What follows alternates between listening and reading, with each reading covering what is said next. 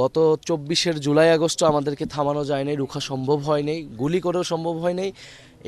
এইবারও সম্ভব হবে না। সাধারণ মানুষ আসলে পরিবর্তন চায়। যারা এই গণ অভ্যুত্থানকে ব্যাহত করতে চায়, নেতৃত্বকে আঘাত করতে চায়, এটি প্রথমবার না। ৫ই আগস্টের পর থেকেই বারবার কিন্তু এই জিনিসগুলো হয়েছে। হাসনাত আবদুল্লাহর উপরে কিন্তু কয়েকবার আক্রমণ হয়েছে বিভিন্ন জায়গায়। ফলে আমাদের এর আগে সদস্য সচিবের উপর আক্রমণ হয়েছে। ফলে এখনও তো আওয়ামী লীগ সন্ত্রাসীরা বিভিন্ন জায়গায় আসলে পালিয়ে বেড়াচ্ছে। তারা আসলে তাদেরকে গ্রেফতার করা সম্ভব হয় না। অনলাইনে তাদের আস্ফালন আপনারা দেখতে পারবেন। তো সরকারের জায়গা থেকে আরও কঠোর ব্যবস্থা নেওয়া উচিত এবং এই পদযাত্রাকে এইভাবে আসলে ব্যাহত করা সম্ভব হয়নি। গত ২৪ জুলাই আগস্ট আমাদেরকে থামানো যায় নাই, রুখা সম্ভব হয় নাই, গুলি করেও সম্ভব হয় নাই। এইবারও সম্ভব হবে না।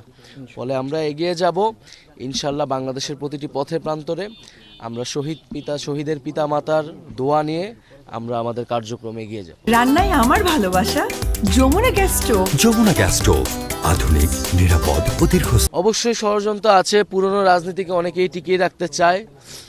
পুরনো বন্দোবস্তের রাজনৈতিক নেতৃত্ব পরিবর্তন হয়েছে, কিন্তু বন্দোবস্তের পরিবর্তন হয়নি। ফলে সেই বন্দোবস্তকে টিকিয়ে থেকে অনেকে তাদের জায়গায় আসতে চায়। তারাই হয়তো সংস্কারকে পিছিয়ে দিতে চায়।